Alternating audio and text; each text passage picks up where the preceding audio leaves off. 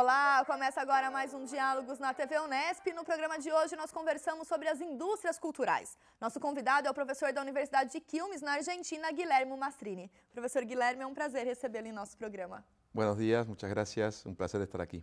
Professor, para que a gente comece a nossa conversa, eu gostaria que o senhor explicasse o que vem a ser uma indústria cultural.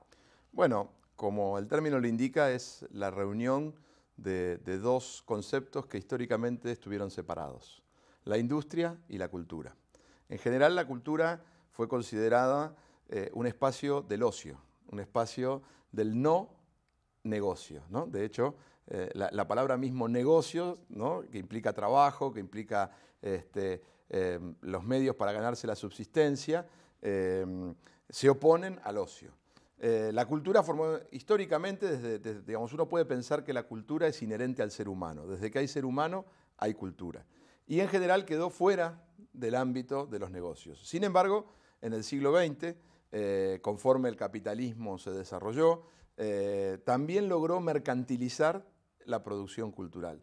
Y por lo tanto, hay una parte, no toda la producción cultural, pero una parte de la producción de la cultura quedó dentro de la lógica industrial, mercantil, y evidentemente esto cambia de manera significativa las formas en que se produce la cultura. ¿Por qué? Porque el objetivo de esta producción cultural ya no es el ocio, el entretenimiento, sino que el objetivo principal es la búsqueda de una ganancia, la búsqueda de un lucro. O sea, se pone la cultura al igual que otras producciones industriales, donde hay un capital que se invierte con el objetivo de obtener un beneficio.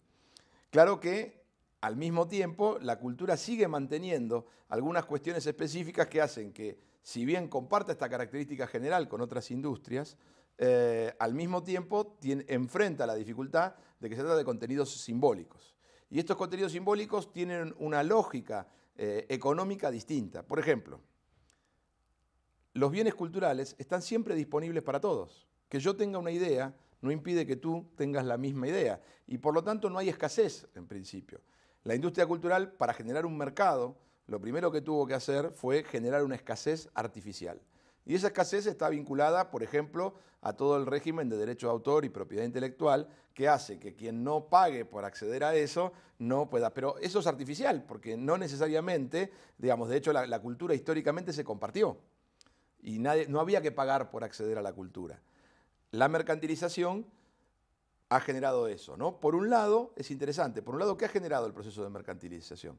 Por un lado, ha generado que más personas accedan a la cultura, porque esta industria necesita mercado, y necesita un mercado amplio, y por lo tanto necesita que sectores de la población que antes no accedían a un conjunto de bienes culturales accedan.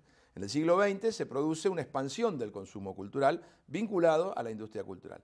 Por otra parte, también genera ¿qué? Exclusión. ¿Por qué? Porque los que no puedan pagar no van a poder acceder. Entonces es un movimiento complejo de dos, que se puede pensar en dos maneras. Por un lado, la promoción del acceso a la cultura, por otro lado, la exclusión, en algunos casos, por los precios.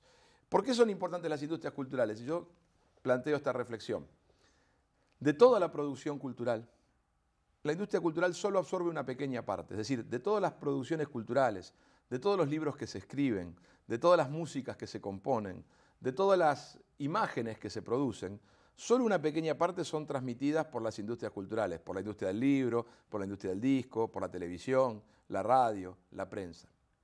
Sin embargo, si pensamos no desde la producción, sino desde el consumo, la mayor parte de los consumos que realiza la población hoy en día están vinculados a la industria cultural. Es decir, la industria cultural en el siglo XX ha generado un proceso notable que es su enorme capacidad de conectar productores con consumidores. Que é uma nova demanda hoje, professor, dessa nossa sociedade, de que haja essa interação?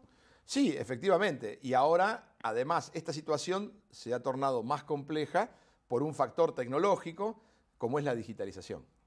¿Por qué? Y tiene que ver con tu pregunta, ¿no? La digitalización ha generado un cambio notable en las dinámicas de las industrias culturales. Y de nuevo vamos a considerarlo en dos planos. Por un lado, lo que genera la digitalización es mayor acceso. No se necesita pagar para acceder a la cultura. Ha roto algunos modelos tradicionales de la industria cultural, Esto se observa, por ejemplo, claramente en el mercado de la música, ¿no? Donde hoy un montón de jóvenes consumen todo tipo de música sin tener que pagar por ello. Pero también la digitalización, otro de los elementos que trae y que son significativos e importantes, que es la interactividad. El mundo digital es mucho más interactivo. Incluso lo podemos pensar esta interactividad desde el momento de la producción cultural. Hoy muchos jóvenes componen a través de Internet en contacto con otros jóvenes que están muy lejos de su hogar de residencia y están intercambiando formas musicales y componiendo y creando nuevas formas musicales. La digitalización ha generado un intercambio cultural a nivel mundial como nunca habíamos apreciado a lo largo de la historia. Entonces, las industrias culturales que se consolidan, como decía antes, en el siglo XX, en el siglo XXI están cambiando de una manera muy rápida y todavía tenemos ciertas incertidumbres de cuál va a ser el modelo final que adopte, porque la digitalización, por un lado, cuestiona el modelo económico tradicional, por otro lado abre una enorme posibilidad de expresión, de diversidad, de riqueza, que habrá que ver cómo se complementa una cuestión con la otra, cómo se complementa una cuestión de mercado con una cuestión de esa enorme riqueza que potencia en términos de intercambio. E os produtores culturais, professor, dessa indústria, eles estão se preparando, eles estão modificando as suas ações para pensar em produtos que dialoguem com esse novo cenário que a gente comentou? Bueno, esto es como todo, como cuando siempre que se produce una gran ruptura, están los que se adaptan rápidamente al cambio, que en general son una minoría, tanto en la producción como en el consumo. Podemos pensar, por ejemplo, el libro digital, ¿no? Hoy está disponible, sin embargo, todavía una mayor parte de la población sigue consumiendo libros de papel. Pero uno piensa que de acá a unos 15, 20 años, el libro de papel perderá espacio. Yo no soy de los que piensa que las culturas no desaparecen, solo que algunas tienen más prioridad y otras menos prioridad. El libro de papel perderá espacio, ganará espacio el libro digital. Y lo mismo ocurre con los productores. Hay algunos productores culturales que han visto la potencialidad del entorno digital y se han lanzado a componer, a crear, a aprovechar las enormes ventajas, y hay otros que todavía están pensando más en un modelo analógico de la producción de la cultura y que por lo tanto estas potencialidades las ven con cierto escepticismo. Estamos en una etapa, por eso decía, de transición y de incertidumbre. Nessa fase de transição, a universidade ela acaba tendo papel muito importante para promover esse tipo de debate, mas sobre isso a gente conversa daqui a pouco. Perfecto. O Diálogos vai para um breve intervalo e já volta.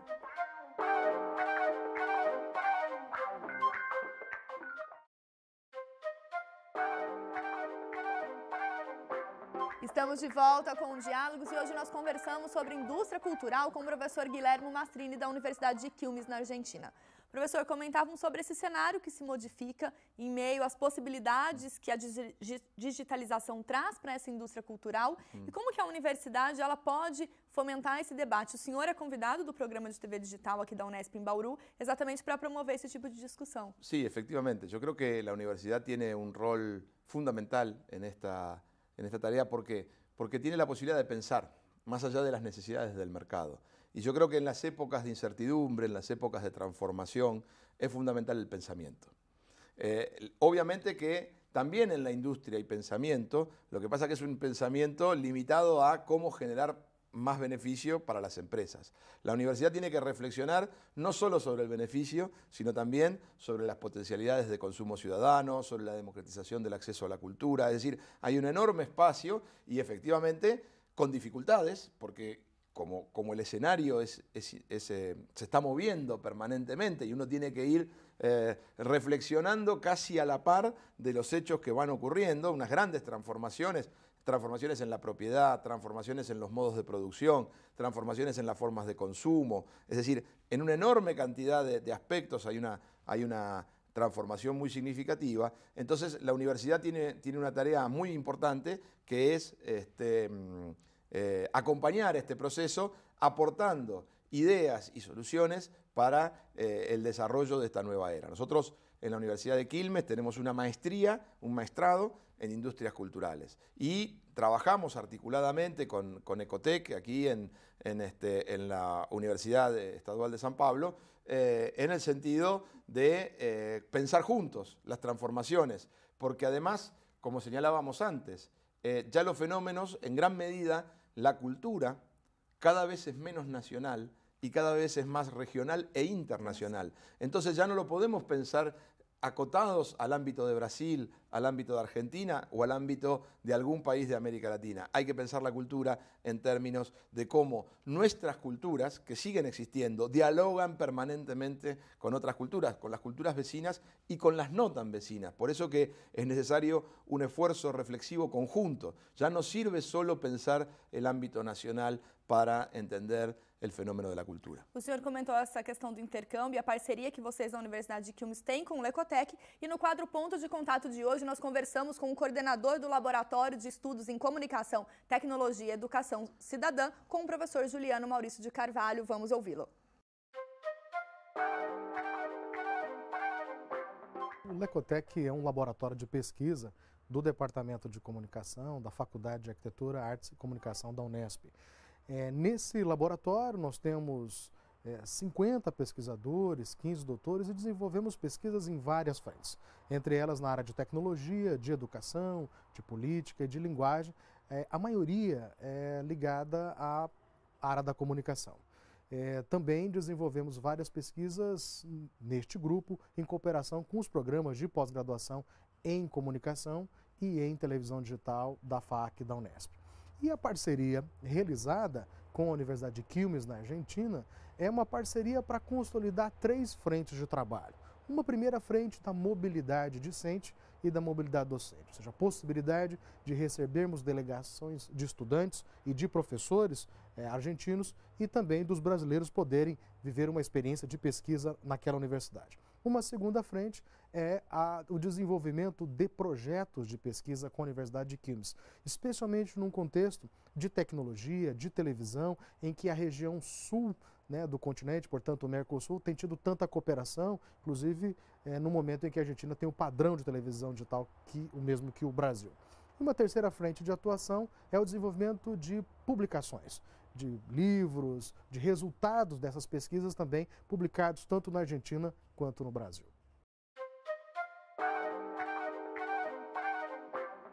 Professor, conhecemos um pouco da atuação do Ecotec, o senhor fez essa defesa em prol dessa reflexão conjunta sobre as indústrias culturais. Em que momento que nós estamos, professor, das pesquisas nessa área?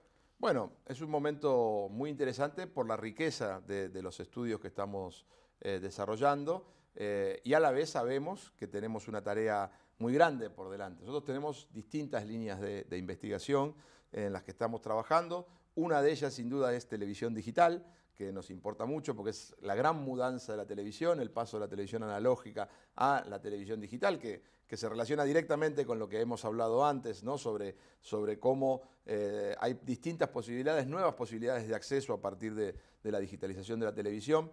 Tenemos otra línea de investigación fuerte también en materia de políticas públicas de comunicación, cómo interviene el Estado en relación al desarrollo de la cultura, cómo fomenta la cultura y finalmente diría que tenemos una tercera línea importante de investigación en torno a la concentración de la propiedad de los medios, que es un fenómeno que es muy significativo, es una tendencia natural, podríamos decir, del sector cultural a concentrarse en grandes empresas. Esto tiene que ver con la especificidad económica del sector cultural, que cuanto más grande es una empresa, mayores beneficios puede obtener, pero que al mismo tiempo ese crecimiento, ese desarrollo inusitado del tamaño de algunas empresas, evidentemente para algunos afecta la democratización de la circulación cultural. Entonces ahí hay una tensión y es preciso entender en qué medida la concentración es un fenómeno natural, pero en qué medida debe protegerse, en parte también desde el Estado,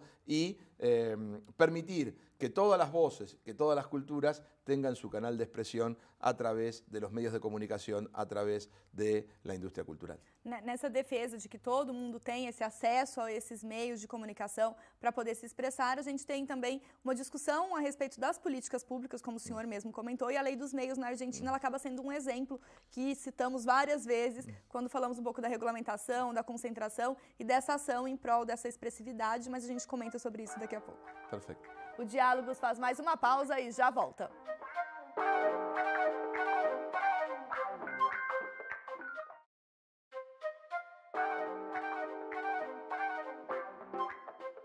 Estamos de volta com o Diálogos e hoje nós recebemos aqui no estúdio o professor Guilherme Mastrini, da Universidade de Quilmes, na Argentina. Professor, comentávamos a importância de pesquisa e de discussão e o senhor faz parte de um grupo que discute a radiodifusão democrática na Argentina e que, de certa forma, impulsionou a lei dos meios. Eu gostaria que o senhor explicasse para a gente a importância desse tipo de debate para promover uma política pública. Sí, bueno, hay que recordar que en general en América Latina el Estado ha regulado poco y mal la radiodifusión. En muchos países, Argentina era un ejemplo, Brasil también, las leyes que estaban vigentes eran leyes que habían sido sancionadas durante las dictaduras militares. Nosotros entendíamos que no se puede regular la comunicación con una perspectiva autoritaria, como la que tiene siempre una ley realizada en una dictadura. La comunicación es un recurso básico y esencial. Siempre decimos, consumimos comunicación todos los días de nuestra vida. Todos los días nos vinculamos a los medios de comunicación, a la radio, a la televisión, a la prensa. ¿Cómo puede ser que eso esté regulado por una ley hecha en una dictadura? Nosotros estamos convencidos que, si bien sabemos que es muy difícil, tiene que haber una regulación democrática de la comunicación. Porque hay una primera cuestión que es fundamental entender. No existe la no regulación de la comunicación. Siempre hay regulación. Esas regulaciones pueden ser más democráticas o menos democráticas. Nosotros en Argentina, en el año aproximadamente 2004, constituimos desde la universidad, pero no solo desde la universidad, sino que nos juntamos. ¿Y nos juntamos con quiénes? Con los sindicatos, con el movimiento de derechos humanos, con las organizaciones de la sociedad civil que trabajan en libertad de expresión, con las radios comunitarias, con los pueblos originarios. Un montón de colectivos participaron en lo que llamamos la Coalición para una Radiodifusión Democrática, que era, vamos a discutir cuáles son las bases que debe tener una actuación del Estado democrática. Y establecimos lo que en aquel momento llamamos los 21 puntos para una radiodifusión democrática, que fue un documento firmado por todo este conjunto enorme de representantes de la sociedad civil, en los cuales decíamos cuál era la base de una nueva regulación necesaria en Argentina, ya que desde el año 83, que había retornado la democracia, no se podía cambiar la ley que habíamos heredado de la dictadura. Esto tuvo un momento de impulso, de desarrollo, empezamos a dar el debate público y finalmente cuando el gobierno tomó la decisión en el año 2009 de sancionar una nueva ley vinculada al Parlamento, vinculada a los organismos fundamentales de la democracia, como es el debate público y parlamentario, tomó como referencia los 21 puntos que habíamos elaborado desde la coalición. Entonces, el espíritu de la ley de radiodifusión en Argentina, podemos decir que de alguna manera fue impulsado, fue promovido desde los actores de la sociedad civil interesados en los temas de comunicación. Y yo creo que es un logro importante, cómo demostrar que la articulación de la sociedad civil puede promover, puede impulsar nuevas ideas, que por supuesto deben ser discutidas con otros actores, con la industria también, con los partidos políticos, pero a partir de un documento consensuado que expresaba las necesidades básicas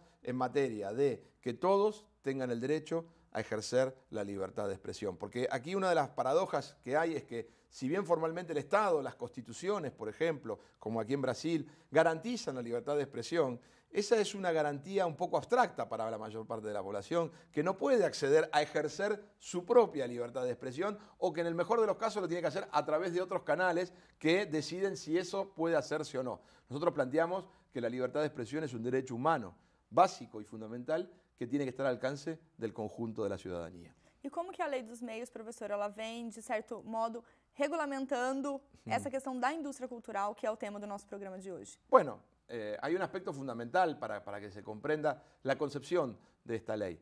La ley reserva un 33% de todas las licencias de radio y televisión para organizaciones sin fines de lucro. Y esto para mí es fundamental porque cambia la lógica, cambia la perspectiva sobre la comunicación. Y permítame explicar esto. Para tener una radio, para tener un canal de televisión, no es necesario tener que ganar dinero. Hay muchas posibilidades expresivas, hay mucha gente que quiere expresarse, hay mucha gente que tiene ganas de contarle al resto de la sociedad sus ideas, su cultura, mostrar su cultura. No siempre esto es ideología, muchas veces tiene que ver con poder expresar un gusto musical, un gusto literario, y sin embargo las opciones se han restringido, porque en la mayoría de los países de América Latina, hasta ahora, el único fin que podía tener la comunicación era la ganancia, era la industria. Y nosotros planteábamos que no tenemos nada con que la industria exista, y nos parece muy bien que haya una industria cultural fuerte, pero no que se excluya a los que no quieren ser industria.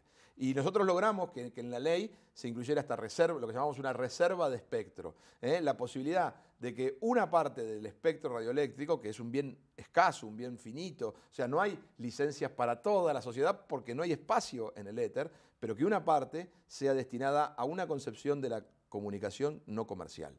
Y esto es un pilar fundamental de la ley, que era un reclamo que nosotros habíamos realizado en su momento. Otros aspectos de la ley tienen que ver con limitar la concentración de la propiedad. Esto quiere decir, sabemos que para que los grupos sean rentables tienen que tener un cierto tamaño, que no se puede fragmentar enormemente el peso de estos grupos de comunicación, pero también no podemos permitir que sean tan grandes que impidan la competencia de grupos más pequeños. Entonces hay que tratar de buscar un equilibrio ahí donde los grandes puedan ser grandes, pero también que dejen lugar a otros más pequeños. Y finalmente, también una política de contenidos que propusimos, en el cual hay un aspecto, y que creo que en Brasil tienen el mismo problema, que hay un aspecto fundamental para mí, y es que estas industrias culturales tienden a homogeneizar la programación. Y nosotros planteamos que si la diversidad cultural es un factor a defender, hay que entender que en un país como Brasil, por ejemplo, con la riquísima cultura que hay en todos los estados de Brasil, no puede ser que la televisión sea São Paulo y Río de Janeiro. La televisión tiene que ser la expresión federal de la cultura. Para valorizar o local, o regional y toda a nossa diversidade. Absolutamente. Si no, la expresión de Brasil es la expresión de São Paulo y Río de Janeiro. Y yo creo que esto anula, o no anula, o tiende a disminuir, podríamos decir, tiende a disminuir esa enorme riqueza cultural que encontramos en un país tan extenso, tan bello y tan generador de esa riqueza cultural, de la música, de las expresiones literarias como es. Entonces no podemos permitir que solo aparezca lo que es rentable, que solo aparezca lo que genera grandes audiencias. Está bien que eso esté, pero al lado tenemos que permitir, y expresiones como este canal es eso también. Es expresar otras voces, expresar otras expresiones culturales, y eso es necesario que exista, y que exista no solo, digamos, desde una perspectiva que está muy bien que lo haga, de una universidad, como la televisión de la Universidad del Estado de San Pablo, sino también desde otros grupos que quieran constituirse, que quieran comunicar, que quieran expresarse, y fomentar desde el Estado el apoyo a que los grupos de lugares no tan poderosos económicamente, de regiones más pobres, también puedan expresar su cultura, también puedan producirse, también puedan contarle al resto de Brasil por qué es importante su perspectiva del mundo. Então, o senhor acredita que a Lei dos Meios seria modelo para o Brasil no sentido de fomentar essa diversidade, professor? Bueno, yo creo que cada país tiene que regular de acuerdo a su historia, de acuerdo a las fuerzas políticas que los componen, de acuerdo a las tradiciones que hay. Efectivamente hay algunas cuestiones que pueden ser tomadas de la ley. Yo nunca pienso en modelos que se trasplantan de un país a otro. En algún momento en América Latina pensábamos que la televisión europea era el modelo que teníamos que tomar, el servicio público. Yo creo que hay que, en todo caso, comparar experiencias de otros países, comparar la experiencia de Estados Unidos, comparar la experiencia de Europa, comparar la experiencia de Argentina y entender que, para el caso brasileño, qué aporte puede hacer cada lugar, pero siempre entendiéndolo desde la perspectiva de Brasil. No creo valorizando a diversidade cultural, como o senhor absolutamente, ¿no? A ver, ahí dependerá, puestos a discutir una política de comunicación, cuál es la perspectiva que va a predominar. Si la perspectiva de la democratización de la comunicación y la cultura o la perspectiva de la industria, que es la del beneficio económico. Aquí hay una tensión muy clara cuando se piensa entre lo que podríamos decir un interés público vinculado a la protección del desarrollo económico de las empresas o un interés público vinculado a la promoción de la diversidad cultural. Y esto es una tensión. Yo no creo que se pueda desbalancear completamente en favor de ninguna de las dos opciones, sino que hay que tratar de equilibrarlas. Es decir, nosotros podemos plantear una política pública, por ejemplo, a favor de la mayor diversidad posible, pero si eso no tiene un sustento económico en el mediano plazo, lo que va a ocurrir es que esas opciones van a desaparecer. Al mismo tiempo, no se puede plantear solamente un interés público vinculado a que las grandes empresas se desarrollen, porque como hemos visto, eso atenta contra la riqueza e a diversidade cultural. Professor, eu gostaria de agradecer a sua participação e convidá-lo para retornar ao Brasil e aqui à Unesp também, para fomentar cada vez mais esse debate, para que a gente consiga, em breve, ter uma comunicação mais democrática em nosso país e também na América Latina. Muito obrigada. Muchas gracias a ustedes, un placer participar aquí. Muito obrigada. O Diálogos de hoje fica por aqui. Se você quiser rever este programa e entender um pouco mais sobre o cenário das indústrias culturais, acesse o nosso site. Obrigada pela companhia e até a próxima.